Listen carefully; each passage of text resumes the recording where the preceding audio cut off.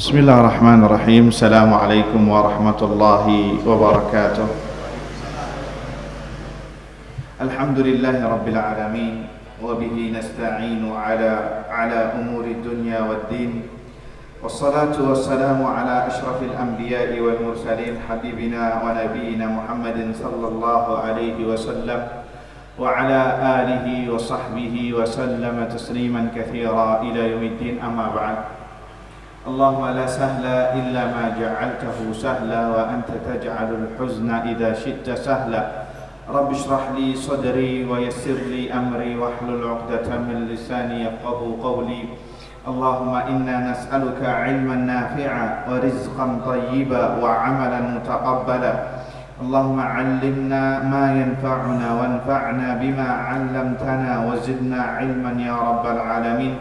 Allahumma aslih lana sya'nana kullahu wa la takilna ila anfusina tarfata a'yun wa la hawla wa la quwwata illa billah, amma ba'd. Ikhwani wa akhwati fid din, jamaah salat maghrib Masjid Nur ala Nur yang dirahmati Allah Subhanahu wa taala. Alhamdulillah, kita panjatkan puji syukur kepada Allah Subhanahu wa taala yang telah memberikan kepada kita limpah nikmat dan karunia-Nya. Di antaranya nikmat yang terbesar adalah yang dimiliki oleh seorang hamba, nikmatul iman wa nikmatul Islam, karena ini adalah modal utama seorang hamba berjumpa dengan Rabb-Nya. Kemudian nikmat kesehatan dan nikmat kesempatan, dengan izin Allah Subhanahu wa taala kita bisa berjumpa lagi dalam rangka bertafaqquh fiddin, mempelajari ilmu agama, yang mudah-mudahan ini adalah pertanda bahwasanya Allah menginginkan kebaikan kepada kita semua. Allahumma amin.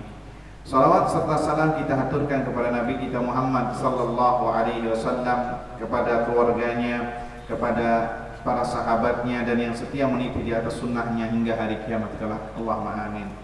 Ikhwani wa akhwati fid din, azani Allah wa iyyakum, melanjutkan pembahasan kitab Syarhu Thalathatil Usul atau Usul Thalathah, 3 pondasi utama yang wajib diketahui oleh seorang muslim, karya Syekh Muhammad bin Abdul Wahhab Ibn Sulaiman At-Tamimi rahimahullahu ta'ala. Masih berkaitan dengan al-imanu bil yaumil akhir.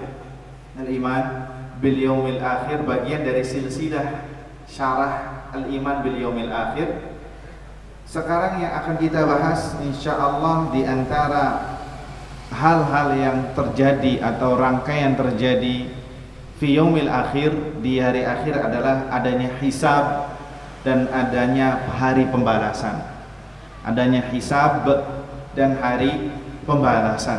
Ya, artinya seorang hamba akan dihisab dan akan dibalas perbuatan-perbuatannya di dunia, akan dimintai pertanggungjawabannya di hadapan Allah Subhanahu wa taala. Baik itu kebaikan ataupun keburukan, semuanya akan melihatnya. Sebagaimana ayat yang mungkin tidak asing bagi kita dalam surat akhir Zalzalah, "Faman ya'mal mithqala dzarratin khairan yara wa man ya'mal mithqala dzarratin syarran yara." Barang siapa yang beramal kebaikan atau keburukan sebutir debu pun, dia kelak akan melihatnya, yakni balasan yang akan ia dapatnya. Jadi ini sebenarnya bukan kita untuk nakut-nakutin ya, tapi samarah, buah yang bisa dipetik dari al-iman bil yaumil akhir, memotivasi kita untuk kita hati-hati sehingga tidak gampang terjatuh dalam dosa, dan jika berdosa segera bertaubat, dan memotivasi kita juga untuk selalu beramal saleh. Karena apa? Akan dibalas semuanya. Tadi kita sebutkan ini penggalan dari syarah Syekhuna Syekh Sulaiman Ibn Salimil Ar-Ruhaili hafizahullah ta'ala. Kata beliau, fa innal 'abda yuhasabu ala amalihi. Sesungguhnya seorang hamba akan dihisab terhadap semua amalannya. Kemudian wa yujaza alaihi, serta akan dibalas terhadap semua amalannya, entah itu amal baik atau amal buruk. Ya, ketika berjumpa dengan Rabb, ya, inda liqa'illah, tatkala makhluk menemui Khaliq, semuanya seluruh makhluk, yakni dalam hal ini jin dan manusia, akan menghadap ke Rabbul Alamin. Yauma yaqumun nasu li Rabbil Alamin. Tatkala manusia menghadap kepada Rabbul Alamin untuk diapakan? Diadili, ya, untuk dibalas. Taib. Apa dalilnya?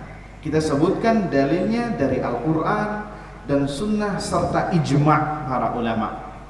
Dalil dari Al-Quran sangat banyak. Di antaranya surat Al-Ghasyiyah ayat 25-26 yang sering dibaca di salat Jumat rakaat kedua. Inna ilaina iyabahum thumma inna alaina hisabahum. Sesungguhnya kepada kamilah mereka akan kembali. Yani semua orang akan kembali kepada Allah Azza wa Jalla, akan meninggal dan akan menghadap Rabb. Thumma inna alaina hisabahum. Kemudian kewajiban kamilah yang akan menghisab amalan mereka, akan memperhitungkan semua amalan mereka, dihisab dan dibalas. Itu dalil dari surat Al-Ghasyiyah ayat 25-26. Kemudian dalam surat Al-An'am, kalau kita sebutkan satu persatu banyak ya. Disebutkan di sini surat Al-An'am ayat 160. Allah Azza wa Jalla berfirman, ini tentang hisab. Man jaa'a bil hasanati falahu asyru amsalihha. Barang siapa yang datang yakni di akhirat dengan membawa kebaikan, yakni satu kebaikan, falahu asyru amsalihha, maka akan diganjar 10 kali lipat kebaikan. Yaitu kedermawanannya Allah Azza wa Jalla. Barang siapa yang melakukan satu amal kebaikan, manja abil hasanah, barang siapa yang datang membawa kebaikan, yakni kebaikannya satu yang diamalkan, falahu asyru amsalihha, maka akan diganjar 10 kali lipat kebaikan. Wa man jaa bis sayyi'ah, dan barang siapa yang melakukan keburukan, satu keburukan, fala yujza illa mithlaha, dia tidak dibalas kecuali yang semisal. Subhanallah ya, adil. Kalau tadi kebaikan itu Allah dermawan, maha dermawan, tapi ketika keburukan setimpal, ya, setimpal, yakni yang sesuai dengan keburukan tersebut. Wa hum la yudlamun, dan mereka tidak dizalimi. Tidak ada yang dizalimi oleh Allah. Allah maha kuat, Allah maha perkasa. Seluruh perkara ada di tangan Allah. Walaupun demikian Allah tidak berbuat zalim. Pasti semuanya akan mendapatkan keadilan Allah Azza wa Jalla jika itu keburukan. Artinya keadilan di sini tidak dihukum kecuali semisalnya.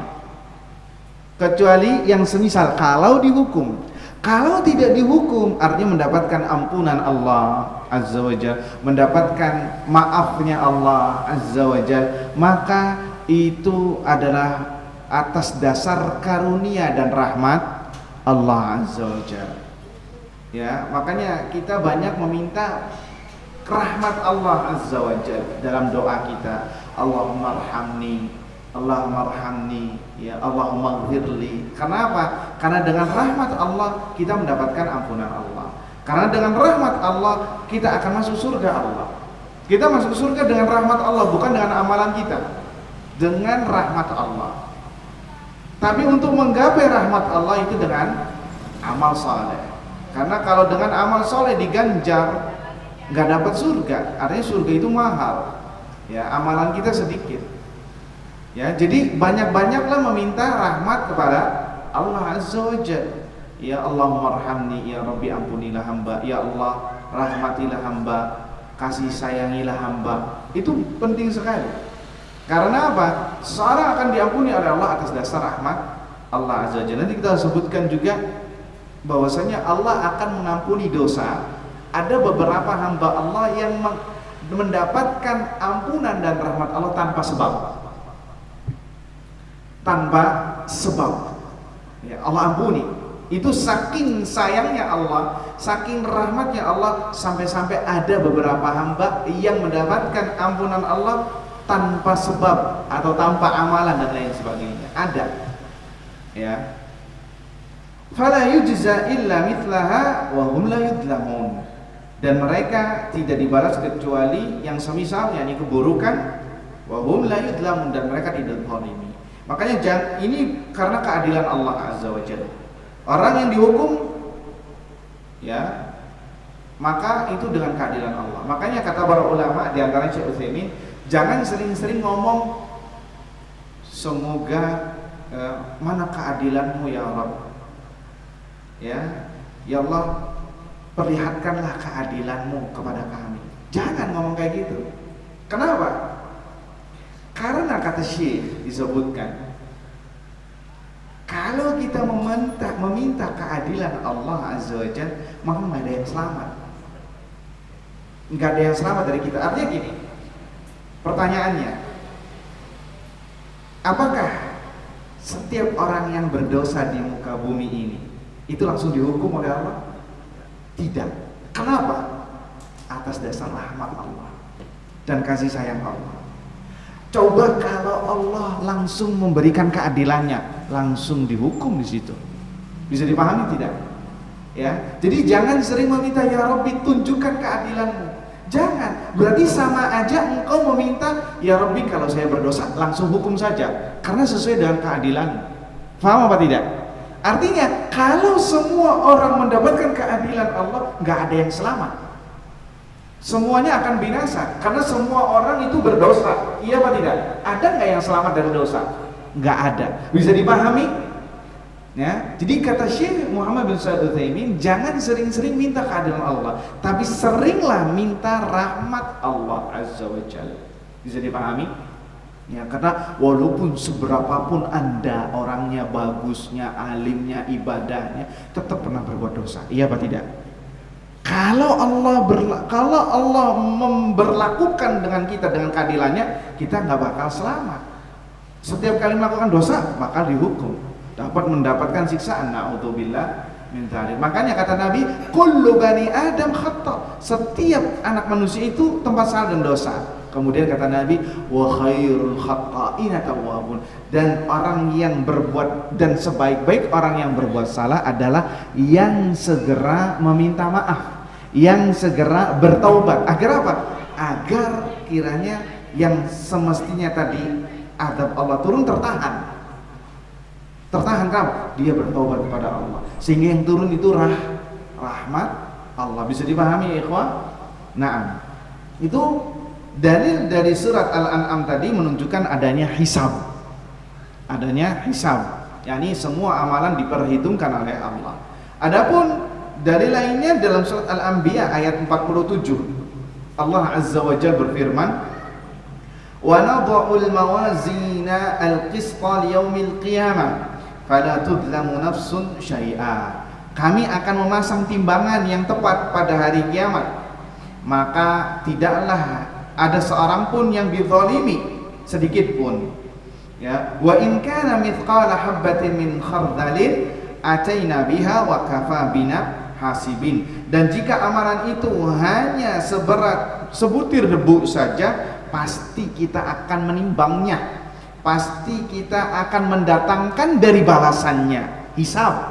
Walaupun sebutir debu, pasti akan melihat balasannya. Wa kafa bina hasibin, dan cukuplah kami sebagai pembuat perhitungan. Ya, jadi nggak ada yang luput di mata Allah Azza wa Jalla, nggak ada yang terzalimi di pengadilan Allah Azza wa Jalla, entah itu kebaikan atau keburukan, maka akan mereka melihatnya.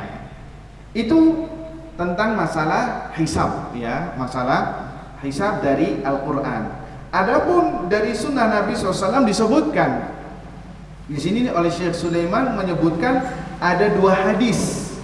Ada dua hadis. Kata Syekh, wal mu'minu fi dhunubihi ala halati.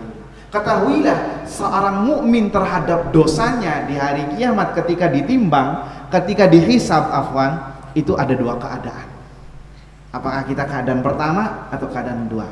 Seorang mukmin ketika dihisab ada dua keadaan terhadap dosanya. Ya, ini kita sedang berbicara apa? Terhadap dosanya. Ada orang yang mendapatkan ampunan, ada orang yang tidak mendapatkan ampunan. Ada orang yang mendapatkan ampunan dari dosanya sehingga tidak jadi dihukum ketika dihisab. Ada orang yang tidak berhak mendapatkan hukuman karena sebab tertentu. Nanti kita sebutkan dalilnya. Baik. Yang pertama disebutkan oleh Syekh Sulaiman bin Salim al-Ruhaili hafizahullah, wal mu'minu fi dhunubihi ala halatain. Seorang mukmin terhadap dosa-dosanya ada dua keadaan. Keadaan yang pertama, imma an yakuna mustatiran biha hayyan. Dia bisa jadi melakukan dosanya mustatir, tersembunyi.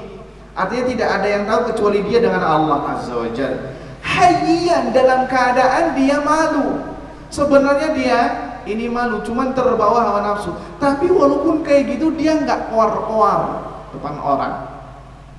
Dia menutup diri, bahkan segera bertaubat. Itu ketika di dunia. Ya.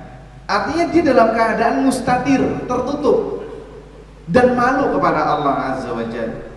Maka orang yang seperti ini, kata Syekh, wa hadza yurja an yadkhula fi hadithi Ibnu Umar. Maka orang yang seperti ini diharapkan mendapatkan fadilah hadis yang disebutkan oleh Ibnu Umar radhiyallahu anhuma. Bisa mendengarkan ya? Bisa mendengarkan insyaallah. Nah, yurja an yadkhula fi hadithi Ibnu Umar.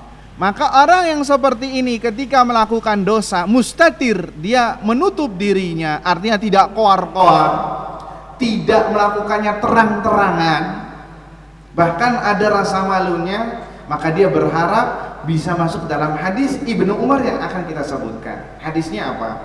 Hadisnya ini disebutkan oleh Bukhari dan Muslim, dikeluarkan oleh Bukhari dan Muslim.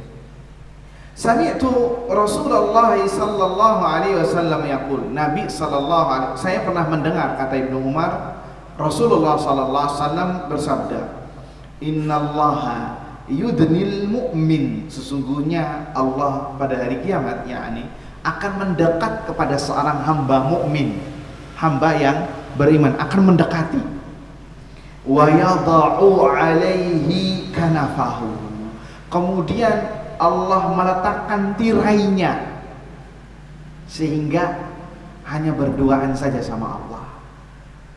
Jadi Allah mendekat kepada seorang hamba mukmin kemudian diberikan tirai. Artinya makhluk lain tidak ada yang melihat kecuali hanya hamba tersebut dan Allah. Paham? Bisa dipahami sampai di sini? Nah, kemudian wa fayadhu alaihi kanafa, Allah meletakkan tirai wa yasturu, dan menutupinya. Ya. Kemudian Allah berkata kepada seorang hamba tersebut, ata'rifu dzamba kadza, ata'rifu dzamba kadza, apakah engkau mengakui dosa ini yang engkau lakukan? Apakah engkau pernah melakukan dosa ini? Artinya Allah sedang mengajak dia untuk mengakui dosa yang pernah ia lakukan di dunia. Ya. Fayaqulu na'am ay rabbi, na'am ya rabbi sahih, iya saya pernah melakukan dosa itu ya Rabbi, kata seorang hamba tersebut. Hatta idza qarrarahu bidzunubihi, tatkala Allah telah menjadikan dia mengaku terhadap dosa-dosa yang ia lakukan, ya, wa ra'a fi nafsihi an hatta idza qarrarahu bidzunubihi, tatkala seorang hamba itu mengakui dosa-dosanya, artinya tidak memungkiri, ya, nggak ada yang bisa mungkir di hadapan Allah, ya, nggak ada yang bisa, pasti jawabannya iya, ya. Allah menanyakan itu bukan berarti Allah tidak tahu, tapi Allah tahu, ingin menegaskan, apakah engkau pernah melakukan dosa ini? Iya ya Rabbi. Hatta idza qarrarahu bidzunubihi, tatkala dia mengakui semuanya atas dosa-dosa yang dilakukan, wara'a fi nafsihi annahu halak, bahkan dia menyangka bahwasanya dirinya akan binasa. Kenapa? Allah yang langsung mengintegrasinya, apa namanya, mengintegrasi, ya, artinya langsung mengajak diskusinya. Ya, gimana ini? Ya, mau nggak mau dia akan menyadari, wah saya bakal binasa. wah saya bakal disiksa. Wa ra'a bi nafsi annahu halak, sudah pesimis dia. Karena Allah sendiri yang langsung menanyakan tentang dosanya. Apa? Tatkala dia dalam keadaan demikian, sudah down, sudah pesimis, bahkan akan binasa, akan dijeburkan ke neraka. Apa kata Allah? Ini simak ya ikhwah, luar biasa. Qal satartuha 'alaika fid dunya. Aku telah menutup aibmu ketika engkau di dunia. Aku telah menutup aibmu ketika di dunia terhadap dosa ini. Ya. Wa ana aghfiruha lakal yaum. Dan pada hari ini aku ampuni engkau. Subhanallah. Pada hari ini aku ampuni engkau terhadap dosa-dosamu tersebut. Fayu'ta kitaba hasanati, sehingga diberikanlah kepadanya kitab isinya tentang kebaikan dia semua. Yang keburukan sudah dihapus oleh Allah Subhanahu wa taala. Lihat kedermawanan Allah, kemurahan Allah Azza wa Jalla. Makanya ya ikhwah, dari hadis ini kita bisa mengambil pelajaran. Ya, bukan berarti mengajarkan kita untuk berbuat dosa, oh tenang Allah mengampuni, bukan. Tapi ketika antum berbuat dosa, jangan sampai ada yang tahu kecuali engkau saja dan Allah Azza wa Jalla.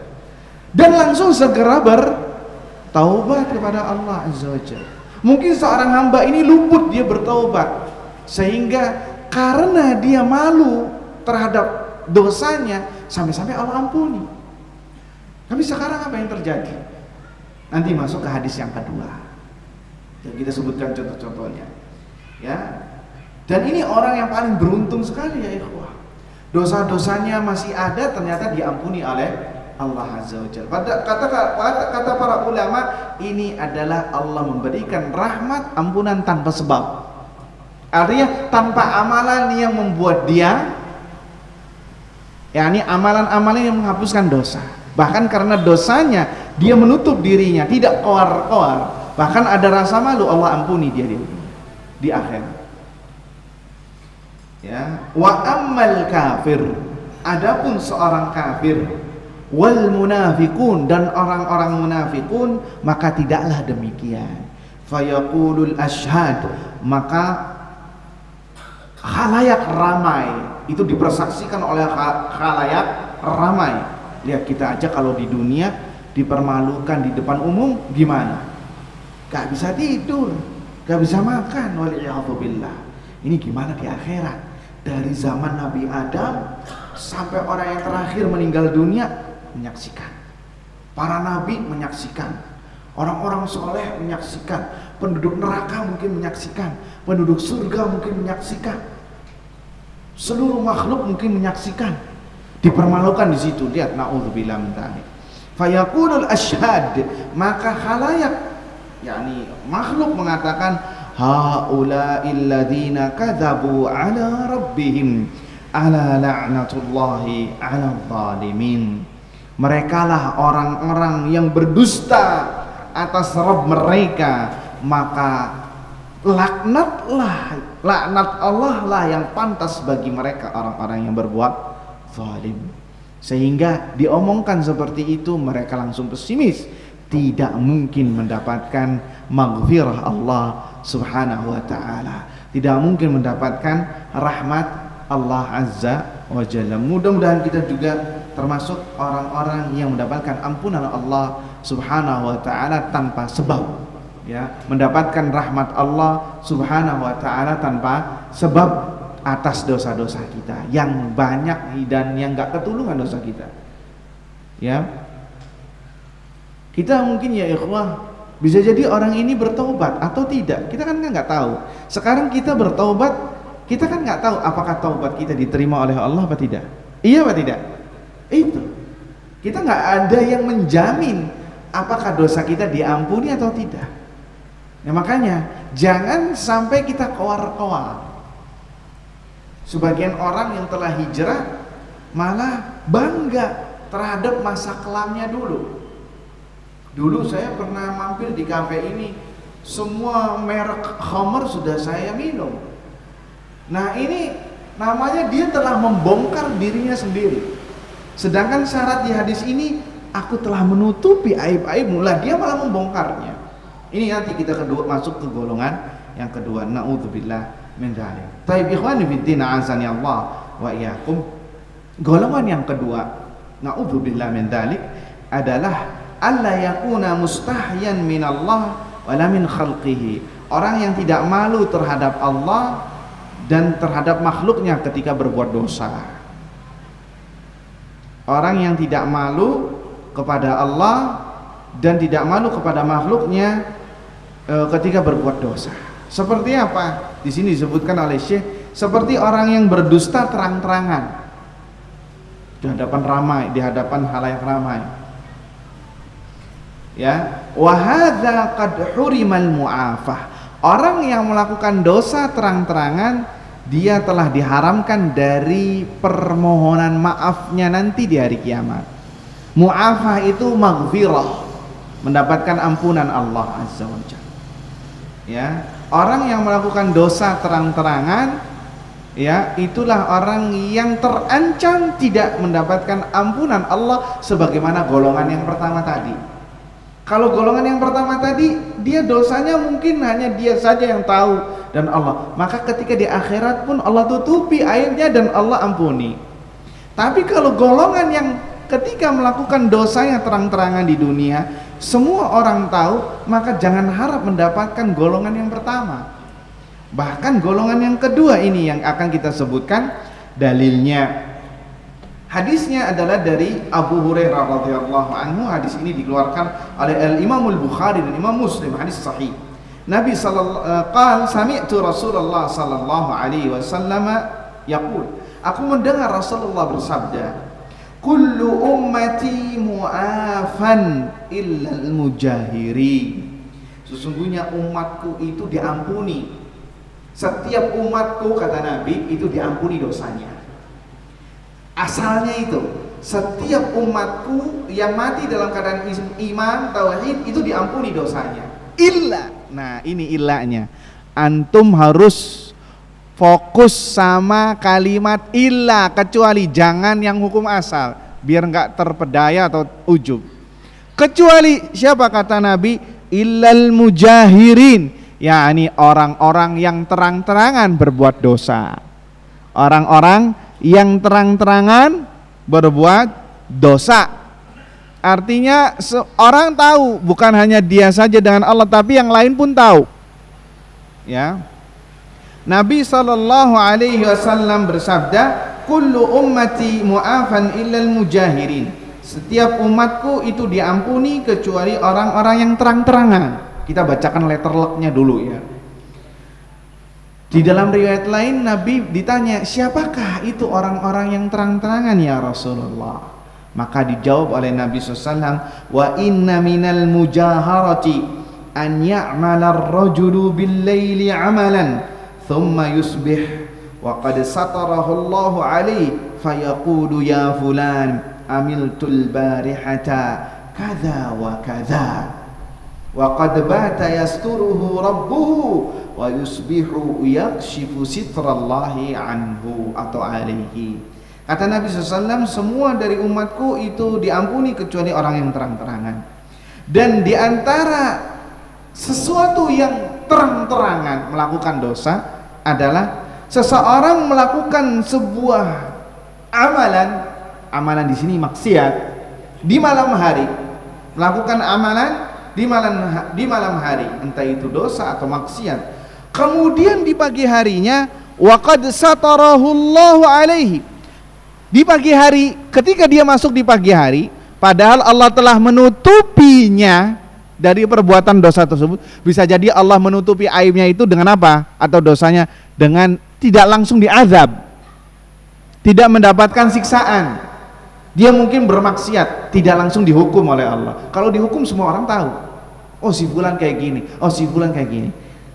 Itu bentuk sitr, Allah menutupi dosanya dengan Allah menunda untuk tidak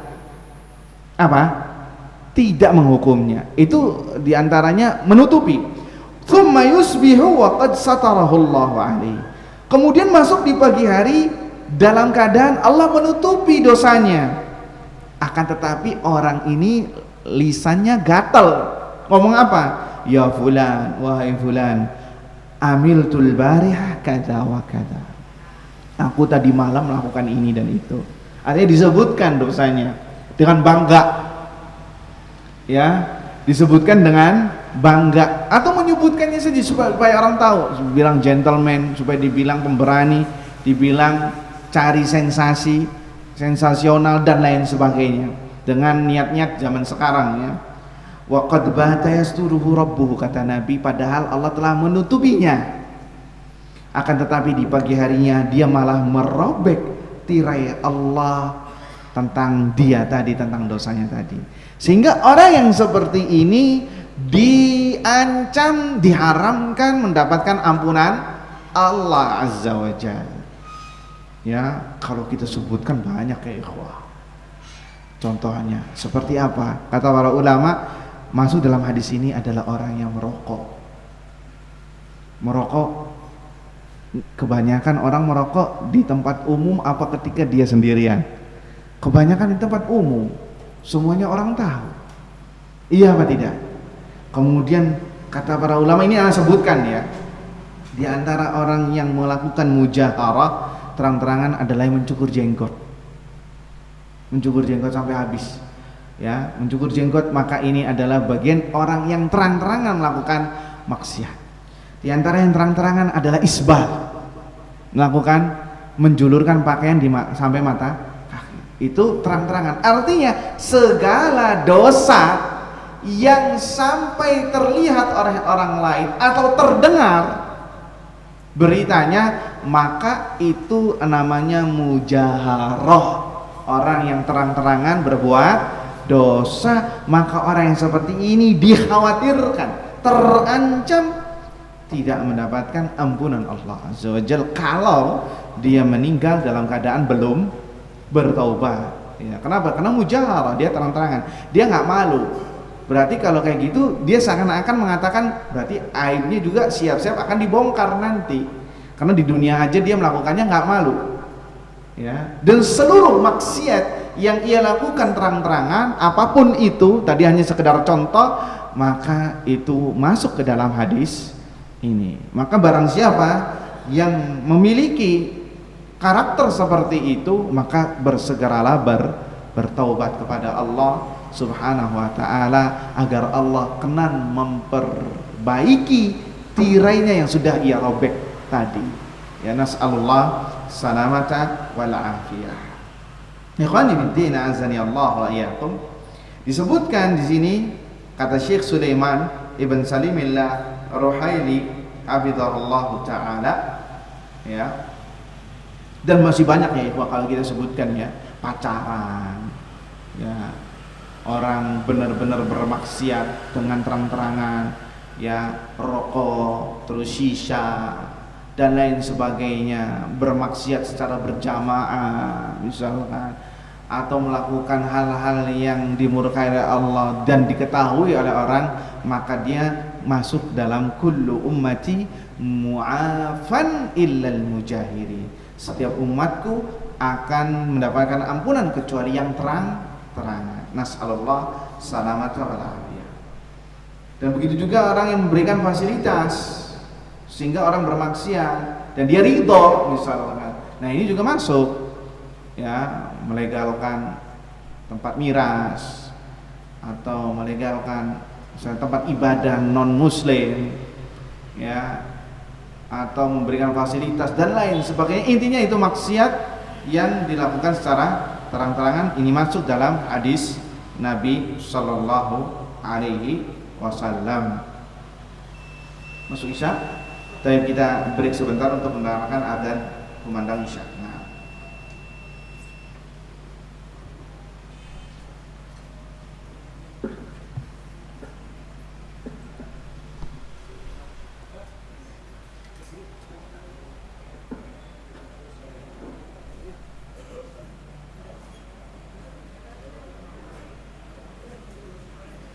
Allahu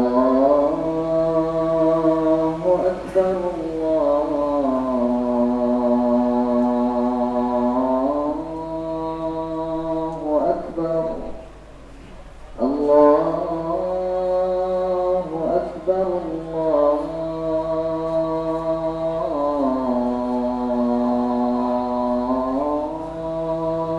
أكبر أشهد أن لا إله إلا الله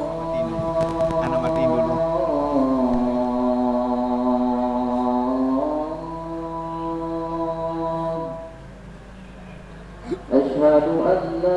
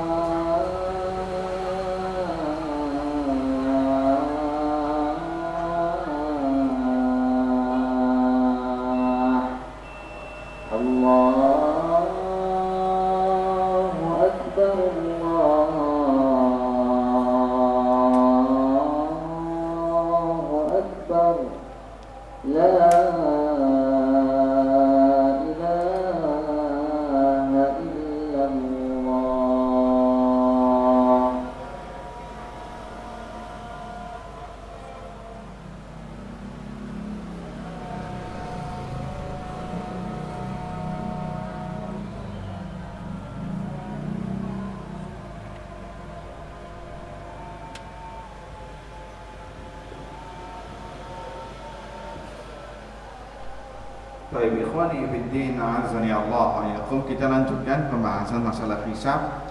Kata Syekh Sulaiman bin Salim al-Ruhaili hafizahullah taala mengatakan di dalam hadis Ibnu Umar tadi yang Allah mendekat seorang hamba kemudian menutupinya dan mengampuninya, itu ada beberapa poin disebutkan, ada 3 di sini poinnya. Poin pertama, bahwasanya seorang mukmin tatkala dihisab itu cuma hanya dipaparkan saja. Hanya dipaparkan saja catatan-catatannya, yakni yu'rid alaihi amalahu ardan bainahu wa baina rabbih bisitrin. Allah akan memaparkan amalannya antara dia dengan hamba tersebut tanpa ada yang mengetahuinya. Itu secara hukum asal, ya, secara hukum asal bagi seorang mukmin dihisab, artinya dihisabnya dengan mudah, enggak dipersulit. Sehingga kalau ada dosa pun, ya dengan syarat tadi yang telah kita sebutkan, ya Allah ampuni, ya itu akan dihisab dengan hisab yang mudah. Tatkala dia memiliki dosa, maka diampuni oleh Allah Subhanahu Wa Taala. Allah tutup aibnya sehingga nggak ada yang tahu, nggak ada yang tahu makhluk lain, hanya Allah Subhanahu Wa Taala saja. Kemudian dia, dan mudah-mudahan kita termasuk yang golongan pertama ini. Allahumma amin. Kemudian yang kedua, ada dari manusia yang hisabnya didebat oleh Allah, dan ini yang mengerikan. Yunaqash, akan didebat, dibantah oleh Allah Azza wa Jalla. Dan inilah orang yang diadab, dan inilah orang yang diadab ketika dihisab tatkala dibantah. Hadisnya adalah hadis diriwayatkan oleh Bukhari dan Muslim dari jalan Aisyah radhiyallahu anha, Nabi SAW bersabda, "Man nuqisha al-hisaba udzib." Orang barang siapa yang dibantah saat penghisaban, maka dia akan diazab. Artinya akan diingkari oleh Allah Azza wa Jalla. Antum masih ingat enggak hadis orang yang ada qari yang membaca Al-Qur'an, ada yang apa? Orang yang berilmu, orang yang bersedekah, kemudian ada orang yang berjihad. Masih ingat? Nah, itu contoh yang dibantah oleh Allah. Tatkala ditanya, "Ya fulan, kenapa engkau berjihad? Wahai fulan, kenapa engkau bersedekah? Wahai fulan, kenapa engkau menuntut ilmu? Wahai fulan, kenapa engkau baca Al-Qur'an?" Semua jawabannya satu. Untuk engkau ya Rabbi. Maka sama Allah dibantah. Kadzabta, engkau berdusta. Engkau membaca Al-Qur'an supaya dibilang qari. Engkau menuntut ilmu supaya dibilang ustaz, kiai, syekhul Islam. Engkau bersedekah supaya dibilang tajir, supaya dibilang dermawan. Engkau berjihad supaya dibilang apa? Supaya dibilang pemberani. Faqad qil, dan lakab itu, julukan itu telah engkau dapatkan di dunia, maka kemudian diseret ke neraka oleh Allah. Itu contoh nuqish yang dibantah oleh Allah Azza wa Jalla. Nah, ada dari kalangan manusia yang seperti ini. Ya, maka kita berlindung kepada Allah supaya ya jangan dibantah. Makanya ada yang hisabnya dipermudah, ada yang hisabnya dipersulit. Fa'ammal apa dalilnya itu? Dalam surat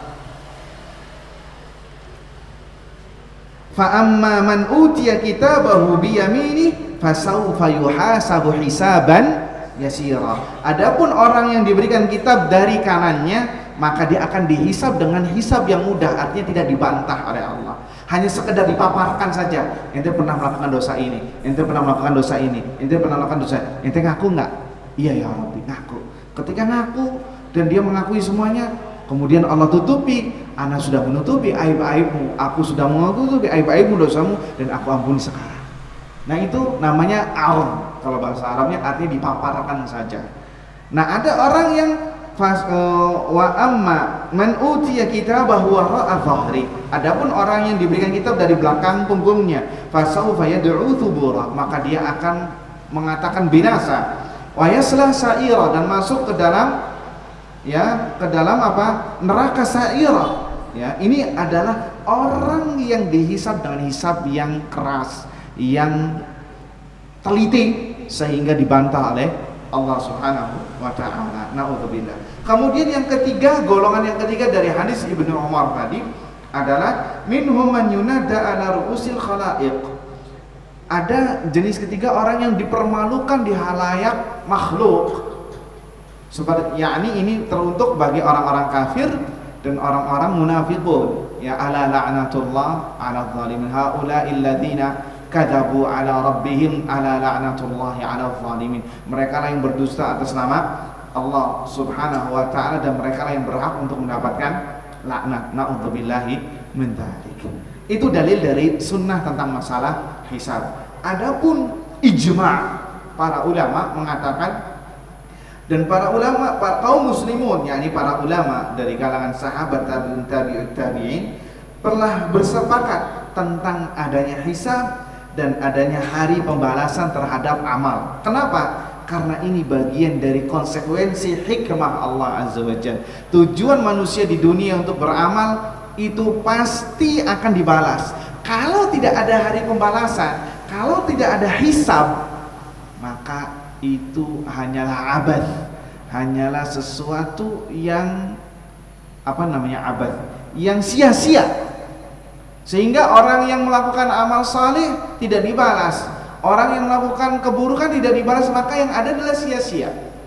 Nah, itu sehingga ini muqtada al-hikmah, konsekuensi dari hikmah Allah Azza wa Jalla. Allah telah menurunkan Al-Qur'an, Allah telah mengutus para rasul, Allah telah mewajibkan para hambanya untuk mentaati para rasul, kemudian mengamalkan amal soleh, kemudian setelah di akhirnya tidak ada apa-apa, maka ini adalah main-main, abad. Artinya bukan hikmah. Justru dengan adanya hari pembalasan itulah hikmah Allah Subhanahu wa ta'ala, sehingga benar-benar orang yang mendapatkan kebaikan dan benar-benar mendapatkan keburukan. Ikhwani fiddin, a'azzani Allah wa iyyakum. Satu poin lagi dengan ini kita tutup. Kata Syekh Sulaiman Ibn Salim Al-Ruhaili masalah hisab, ya. Kelak para rasul akan ditanya tentang kaum mereka, kaum yang Allah utus kepada mereka. Para rasul akan ditanya tentang kaumnya, dan manusia akan ditanya tentang amalan mereka.